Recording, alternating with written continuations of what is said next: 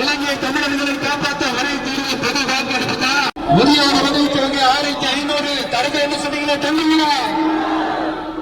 தமிழகத்தில் இருக்கும் வேலை வாய்ப்புகள் 74% தமிழர்களுக்கு என்ன சொன்னீங்களே? செஞ்சீங்களா? 2 லட்சத்துக்கு மேல இருக்கிற காலி பணியிடங்கள் நிரப்பப்படும் சொன்னீங்களே? செஞ்சீங்களா? தூய்மை பணியாளர்கள் பணி ஊதியம் ஓய்வூதியம் போன்ற கோரிக்கைகள் நிறைவேற்றப்படும் சொன்னீங்களே? நிறைவேற்றினீங்களா? மக்கள் நல பணியாளர்களாக 25,000 பெண்கள் நியமிக்கப்படுவார்கள் சொன்னீங்களே? நியமிச்சீங்களா? ரேஷன் கடையில மீண்டும் கொடுப்பேன்னு சொன்னீங்களே? கொடுத்தீங்களா? அனைத்து அரசு வேலை வாய்ப்புகளிலும் பெண்களுக்கு 40% முன்னுரிமை அளிக்கப்படும் சொன்னீங்களே? செஞ்சீங்களா? இப்படி அசிங்கப்படுத்துறதுக்கு அவமானப்படுத்துறதுக்கு இதெல்லாம் நீங்க செய்யாமல் இருக்கலாமா? சரிப்பா, வந்ததுல இருந்து கேள்வியா கேட்டுக்கிட்டு இருக்கிறீங்க. நீ என்ன செய்ய போற அதுதானே கேட்கிறீங்க.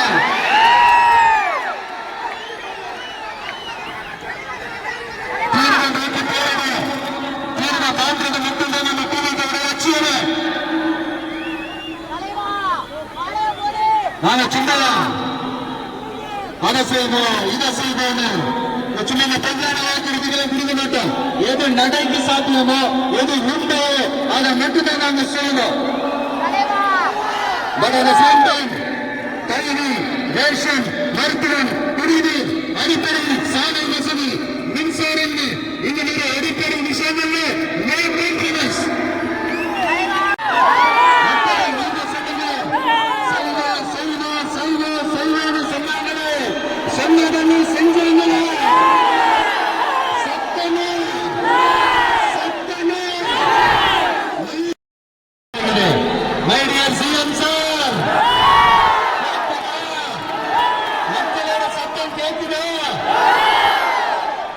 பண்றது துரோகம், நீங்க பண்றது நம்பிக்கை மோசடி.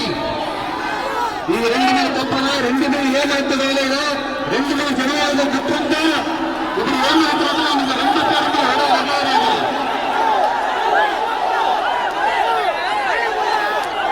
திருச்சி மேற்கு ஸ்ரீரங்க மணப்பாறை மண்ணச்சநல்லூர் திருவரங்க கோவில் முசிறியில் நான்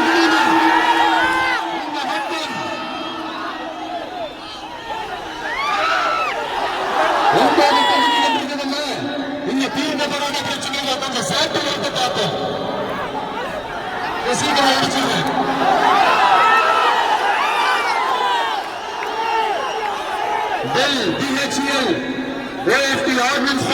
காவிரி ஞாபகம் வர்ற மாதிரி காவிரி தண்ணி பிரச்சனை ஞாபகம் வரத்தான் செய்யுது. காவிரி தண்ணியில் டெல்டா விவசாயத்தோட உயிர். இது காவிரி தண்ணி மட்டுமா பிரச்சனையா இருக்குது? மணப்பாறை, வெள்ளம்பட்டி, தொட்டியம் பகுதியில் எல்லாம் குடிக்கிற தண்ணிய பிரச்சனையா இருக்குது.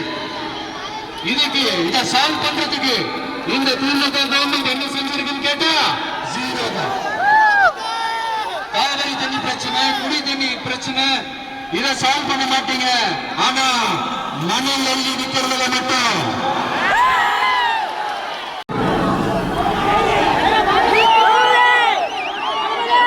திருச்சி ஃபுல்லா டிராபிக் ஜாம். அதுக்கு ஒரு வழியத்தானே மாரிஸ் ரயில்வே மேம்பாலத்தை எப்ப கட்டி பிடிப்பாங்கன்னு தெரியல.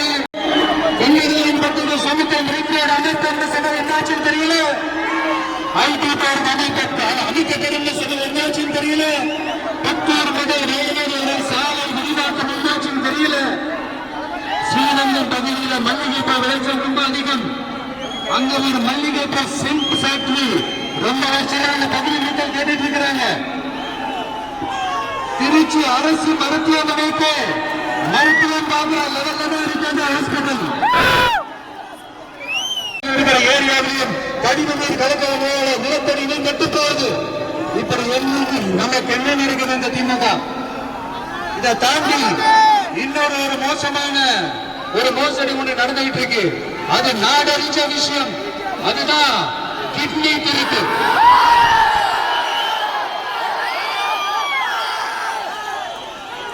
ஏழைகளோட வருகையை பயன்படுத்தி இந்த பணத்தை காட்டி இந்த மோசடி வேலை ஒன்று நடந்துகிட்டு இருக்கு. அதான் எங்க நடக்குது தெரியுமா? திமுக எம்எல்ஏவுக்கு சொந்தமான அவருடைய சொந்த ஹாஸ்பிட்டலே நடக்குது. இதை என்னன்னு கேட்டதுக்கு இது திருட்டு இல்ல, முறைகேடு இல்ல, இங்க ஒண்ணுக்கு 2 மந்திரிகள் வேறு.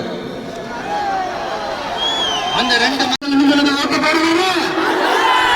உங்களை தான் கேட்கிறேன், வரப்போற தேர்தல் நம்ம திமுக மந்திரிகளுக்கு ஓட்டு போடுவீங்க. கேட்டுச்சா மந்திரிகளே?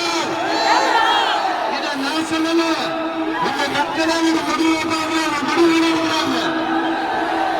கேட்டுச்சா சிஎம் சார்?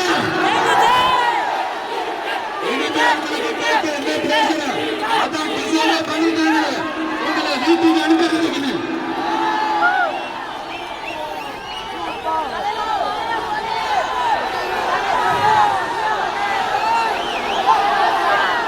பெண்களுக்கு 1000 ரூபாய் கொடுப்பீங்க, அதுவும் எல்லாருக்கும் கொடுக்க மாட்டீங்க.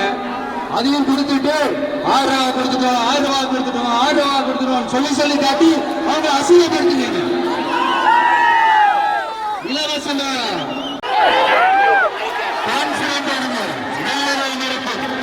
வெற்றி நிச்சயம். மீண்டும் சந்திக்கும் வரை நன்றி, வணக்கம்.